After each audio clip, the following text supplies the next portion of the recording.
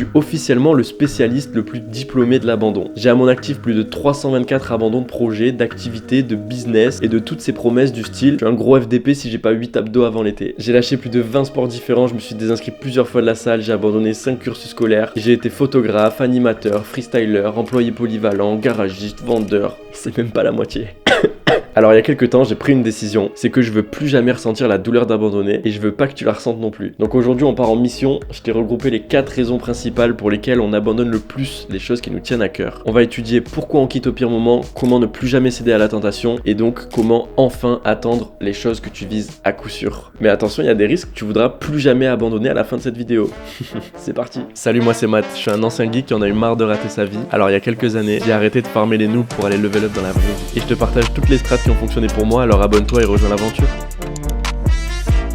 Pour étudier ça un peu plus près, je tenais à mieux comprendre l'abandon. Donc je suis allé chercher la définition sur Google et ça m'a dit ça. L'action d'abandonner, de renoncer à quelque chose ou de laisser quelque chose, quelqu'un. Intéressant, mais on n'apprend rien de bien nouveau. Donc je suis allé voir notre ami commun pour mieux comprendre d'où vient ce mot. Le mot abandon vient du vieux français abandon. Par extension, abandon signifiait livrer ou céder à quelqu'un ou se soumettre à une autorité. Se soumettre à une autorité, ce serait un peu comme dire que la chose que tu vas abandonner est plus forte que toi. Et pour la définition, chef, action de renoncer volontairement à quelque chose, laisser de côté, cesser de s'occuper ou de revendiquer quelque chose. Bref, tout ça c'est cool mais j'étais pas satisfait, donc j'ai continué les recherches. Jusqu'à ce que je tombe sur ça. Renoncer à agir et à lutter, rompre le lien qui est attaché à une chose ou à une personne, cesser de défendre une cause, renoncer à des principes, à une idée en la rejetant ou simplement en s'en séparant. Et j'ai même fini par aller chercher la définition en anglais du mot give up et c'est là que j'ai trouvé quelque chose de vraiment cool. Cesser de faire un effort, admettre la défaite. Admettre la défaite.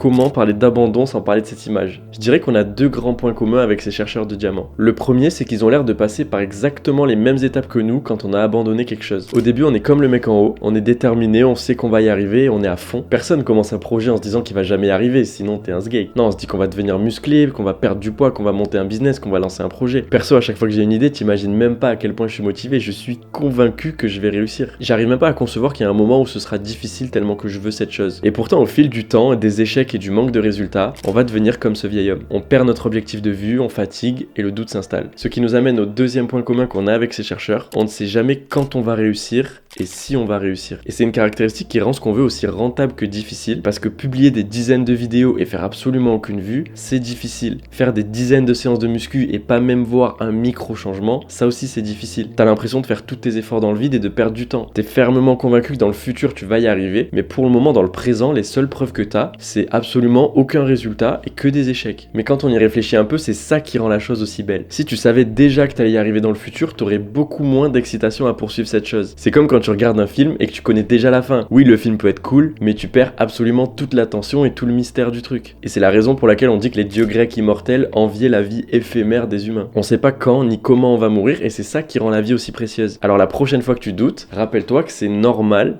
et que c'est une bonne chose. Le doute, c'est ce qui donne la valeur à ton succès. Si personne doutait, tout le monde réussirait. Si personne doutait, tout le monde aurait le corps de Chris Bumstead et serait multimillionnaire. Et mieux encore, cette image, elle veut dire que t'es qu'à une vidéo de complètement faire péter ta chaîne. T'es qu'à un appel de faire ta première vente. T'es qu'à une séance de muscu de voir tes premiers résultats. Et je pense que c'est une image qu'il faut garder en tête à tout prix à chaque fois qu'on voudra abandonner au pire moment. Et d'ailleurs, j'ai quelque chose d'autre à te montrer.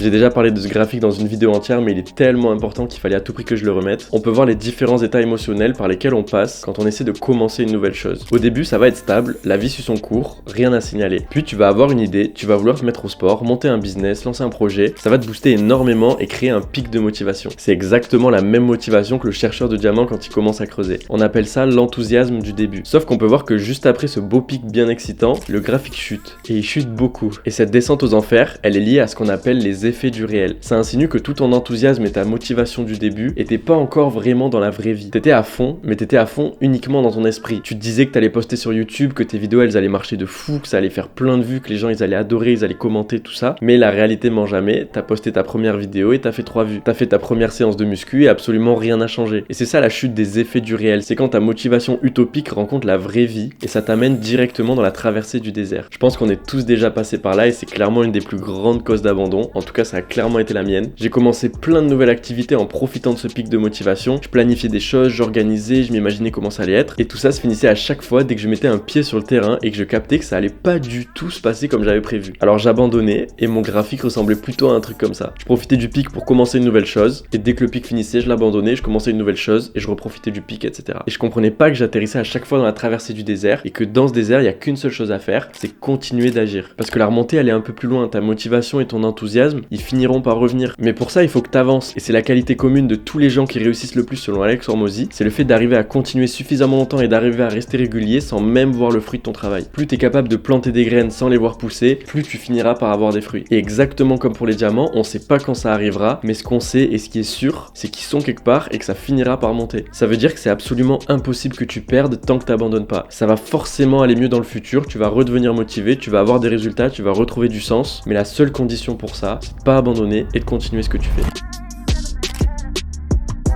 Voici les différentes étapes du changement. Ça décrit précisément les étapes par lesquelles on passe quand on essaie de changer quelque chose. La courbe est très similaire à la traversée du désert, mais elle va nous apporter une perspective qui est complètement différente. La courbe va représenter ton périple vers le changement et elle va fluctuer en fonction de l'étape dans laquelle tu te trouves. En premier lieu, tu vas être un optimiste mal informé. Ça correspond au pic de motivation qu'on vient de voir, c'est quand tu t'imagines 12 millions de scénarios beaucoup trop cool dans ta tête. Puis au fil du temps, tu vas t'informer et tu vas comprendre à quel point le sujet est beaucoup plus vaste que ce que tu pensais. Tu deviens un pessimiste informé, t'as appris tellement de choses sur ton sujet que tu te mets à douter de ta capacité à réussir. C'est comme quand j'ai commencé YouTube, tu sais, je me disais juste, j'allume une caméra, je publie la vidéo et voilà, ça y est, je suis youtubeur. Mais non, non, ça c'est juste arriver à publier une vidéo, mais après il y a faire en sorte que tes vidéos elles marchent. Et pour ça, ça va être un game qui est totalement différent. En fait, il faut définir sa cible, trouver des idées, faire la meilleure miniat, faire le meilleur titre, avoir une bonne intro pour que les gens restent sur ta vidéo, progresser à l'oral pour pas que sa voix elle soit trop chiante, savoir raconter des histoires, donner des exemples, structurer ce qu'on dit, s'intéresser au micro, à la caméra, aux objectifs, à la meilleure lumière, au décor.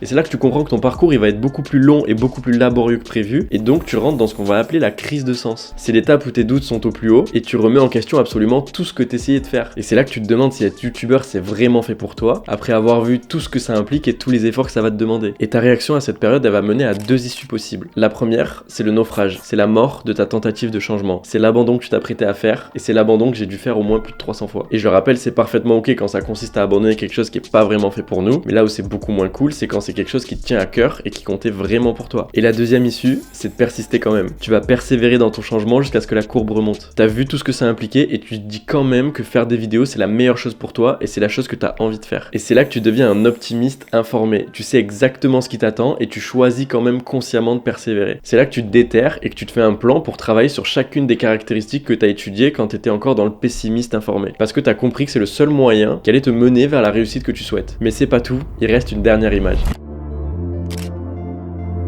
Décidément, on a l'impression d'être de retour en cours de maths, mais t'inquiète, c'est beaucoup plus intéressant que le théorème de Pythagore. Quand on fait quelque chose, on s'attend toujours à ce que notre progrès soit linéaire. On pense qu'en allant à la salle, on va déjà voir nos muscles grossir dès les premières séances. Mais spoiler, c'est pas le cas. En réalité, le fruit de nos efforts sur les choses qui comptent vraiment est très souvent différé. C'est seulement après plusieurs semaines, plusieurs mois, voire même plusieurs années qu'on verra les premiers résultats. Notre progression, en fait, elle est exponentielle. Et cette différence entre tes attentes et la réalité va former ce qui s'appelle la vallée de la déception. Tous ceux qui travaillent sur quelque chose de manière régulière sont déjà passés par là. Et James Clear en parle dans son livre à travers une métaphore qui est ultra intéressante. Imagine t'essaies de faire fondre un glaçon. Si t'habites pas en Normandie, la température du glaçon va augmenter petit à petit pour se mettre au niveau de l'extérieur. Le glaçon va se réchauffer mais il va pas fondre tout de suite. Il va monter à 6 degrés, 7 degrés, 8 degrés et il va rien se passer. 9, 10, 11, il se passe toujours rien. 12 degrés, il va commencer à y avoir un petit peu d'eau sur le glaçon. 13 degrés, t'auras le glaçon qui sera déjà à moitié. Et 14 degrés, il y a même plus de glaçon, il y a plus qu'une flaque. Et cette métaphore elle décrit extrêmement bien le changement puisque